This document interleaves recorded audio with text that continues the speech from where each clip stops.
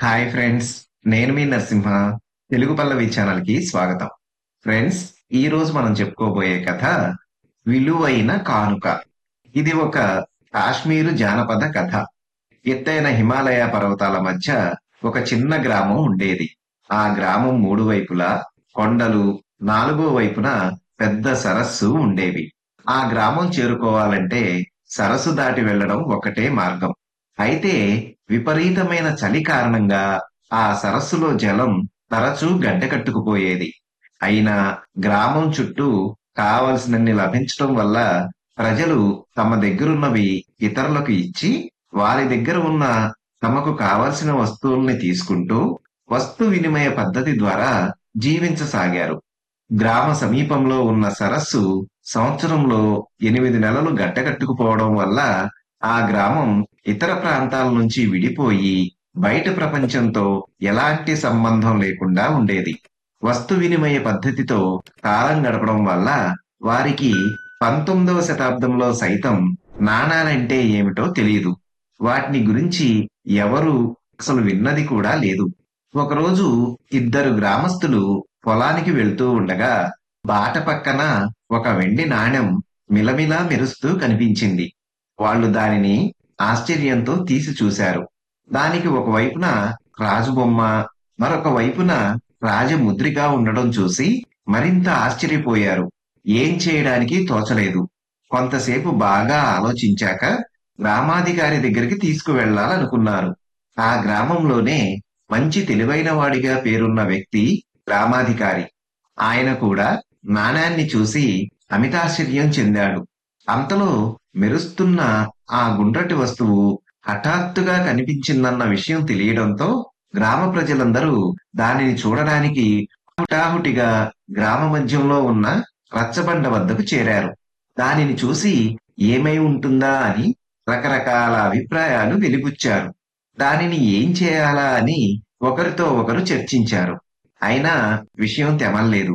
ఆఖరికి గ్రామాధికారి దానికి రేపటికి సరైన పరిష్కారం సూచిస్తానని చెప్పి అక్కడి నుంచి వెళ్ళిపోయాడు. గ్రామాధికారి దానిని గురించి తీవ్రంగా ఆలోచిస్తూ ఒక చోట నిలకడగా నిలబడలేకపోయాడు, కూర్చోలేకపోయాడు. ఆ రాత్రంతా కంటి మీద రెప్ప వేయనే లేదు. తెల్లవారగానే ఆయన ఒక నిర్ణయానికి వచ్చాడు. రచ్చబండ వద్ద గుమిగూడిన గ్రామ ప్రజలను ఉద్దేశించి, మిత్రులారా, మనం ప్రప్రథమంగా చూస్తున్న అపూర్వ వస్తువు ఇది. దీనిపై రాజుగారి ముఖం ఉన్నది అంటూ రాజుగారి బొమ్మకు నమస్కరించాడు. ఆ తర్వాత మళ్ళీ ఇలా అన్నాడు: భగవంతుడు మన రాజుగారికి ఆయుర ఆరోగ్యాలు, సకల ఐశ్వర్యాలు ప్రసాదించుగాక.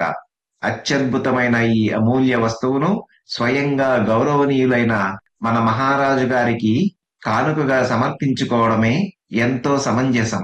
గ్రామ ప్రజలు గ్రామాధికారి మాటను కరతాళ ధ్వనులతో ఏకగ్రీవంగా ఆమోదించారు. ఆ తర్వాత ఈ విలువైన కానుకను రాజుగారికి సమర్పించడం ఎలాగా అన్న విషయంపై వాళ్ళ మధ్య వివాదం ఆరంభమైంది. ఆఖరికి గ్రామాధికారి, అది చాలా విలువైన కానుక కాబట్టి మామూలుగా కాకుండా దానిని చక్కగా అలంకరించిన ఒక మేనాలో తీసుకుని వెళ్లడమే బావుంటుంది అని సూచించాడు. గ్రామస్తులు ఆ రోజే మేనా తయారు చేయడానికి పూనుకున్నారు. కట్టెలు కొట్టేవారు నాణ్యమైన కలపను తీసుకువచ్చారు. తివాసీ నేతగాళ్లు అందమైన ఉన్ని తివాసీని, నేతగాళ్లు మృదువైన పట్టు తెరను నేసి వాటితో మేనాను అలంకరించారు. ఆ తర్వాత గ్రామాధికారి మేనాను మోయడానికి 6 పెద్దలను ఎంపిక చేశాడు. గ్రామ ప్రజలందరూ రచ్చబండ వద్ద గుమిగూడారు.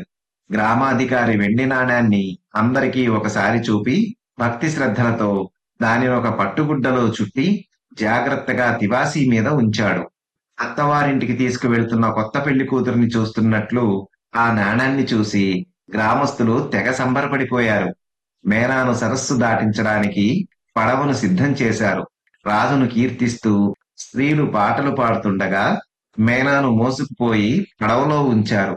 పడవను కూడా రకరకాల పూలతో అందంగా అలంకరించారు.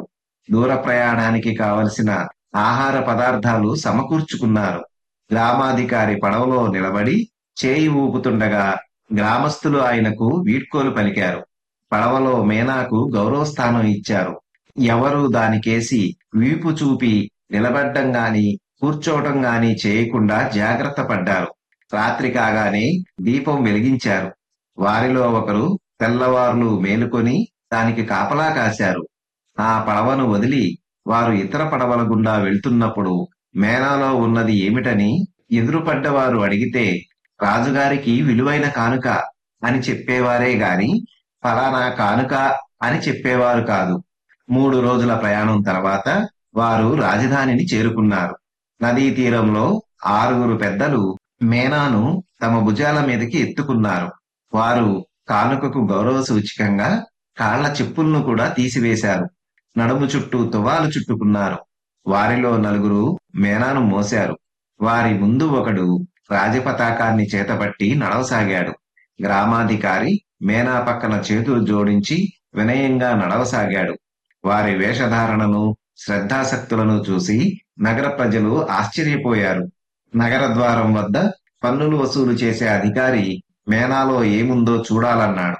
అయితే గ్రామాధికారి వీలు కాదు, మహారాజు గారే దీనిని మొట్టమొదట చూడాలి, వేరెవరూ చూడకూడదు అన్నాడు గంభీర కంఠస్వరంతో. పన్నుల అధికారి మారు పలకకుండా వారిని నగరంలోకి అనుమతించాడు. గ్రామస్తులు నగర వీధుల గుండా మేనాతో వెళుతుంటే వాళ్ళేదో విలువైన కానుక రాజుగారికి సమర్పించబోతున్నారన్న వార్త నగరమంతా కార్చిచ్చులా వ్యాపించింది. నగర ప్రజలు మేనాకేసి వింతగా చూడసాగారు. గ్రామ ప్రజలు రాజభవనాన్ని సమీపించి తాము వచ్చిన పనిని కాపలా భటులకు చెప్పారు. ఆ సంగతి తెలియగానే రాజు వారిని భవనంలోకి అనుమతించి తమ అతిథుల్లా సకల సౌకర్యాలు సమకూర్చమని ఆజ్ఞాపించాడు. తమ పట్ల చూపుతున్న అతిథి మర్యాదలను చూసి గ్రామ ప్రజలు సంతోషంతో ఉప్పి తప్పిబ్బయ్యారు. రాజును వేనోళ్ల పొగిడారు. రాజభవనంలో ప్రవేశించాక మేనాను మరింత భక్తి శ్రద్ధలతో చూడసాగారు. అందులో ఏమున్నదో తెలుసుకోవాలన్న ఆసక్తి ఉన్నప్పటికీ అడిగితే వారికి కోపం రాగలదన్న అనుమానంతో భటులు ఊరుకున్నారు.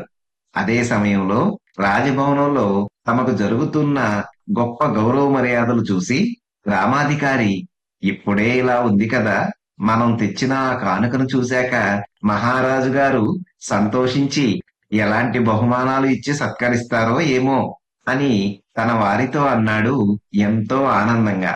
మధ్యాహ్నం భోజనం విశ్రాంతి అయ్యాక రాజు గ్రామస్తుల కోసం కబురు చేశాడు. ప్రధానమంత్రి, ముఖ్యమైన రాజోద్యోగులు విశాల మంటపంలో రాజుగారితో పాటు ఉన్నారు. మొదట గ్రామాధికారి అక్కడికి వచ్చి రాజుకు తల వంచి నమస్కరించాడు. మేనాను మోసుకువచ్చిన పెద్దలు నేలపై దించి చేతులు జోడించి వినయంగా నిలబడ్డారు. ఆ తర్వాత గ్రామాధికారి రాజుతో, సుదూర ప్రాంతంలో సరస్సు ఆవలనున్న గ్రామం నుంచి మేము వచ్చాము. మా గ్రామ పెద్దలతో కలిసి నేను మీకొక సాధారణమైన కానుకను తెచ్చాను. ఆ కానుకను తమ పాదపద్మాల చెంత సమర్పించడానికి తమ అనుమతిని వేడుకుంటున్నాము అన్నాడు.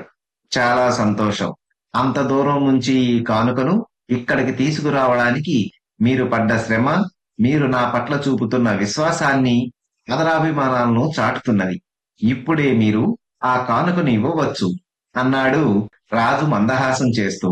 గ్రామాధికారి మేనా తెరను తొలగించి చేయి లోపలికి పెట్టాడు. విస్మయంతో ఆయన ముఖం రంగులు మారసాగింది. మేనా 4 వైపులా ఉన్న తెరలను తొలగించి మేనా లోపల ఆదరాబాదరా వెతికాడు. పెద్దలను పిలిచి వాళ్ల చెవిలో ఏదో గుసగుసలాడాడు. పెద్దలు కూడా మేనా చుట్టూ చేరి వెతకసాగారు. కాని ఏదీ దొరకలేదు. విలువైన కానుకను కనుగొనలేకపోయారు. ప్రధానమంత్రి ఓర్పు నశించి, ఎంతసేపని వెతుకుతారు, మహారాజు గారికి అవతల చాలా పనులున్నాయి అని హెచ్చరించాడు.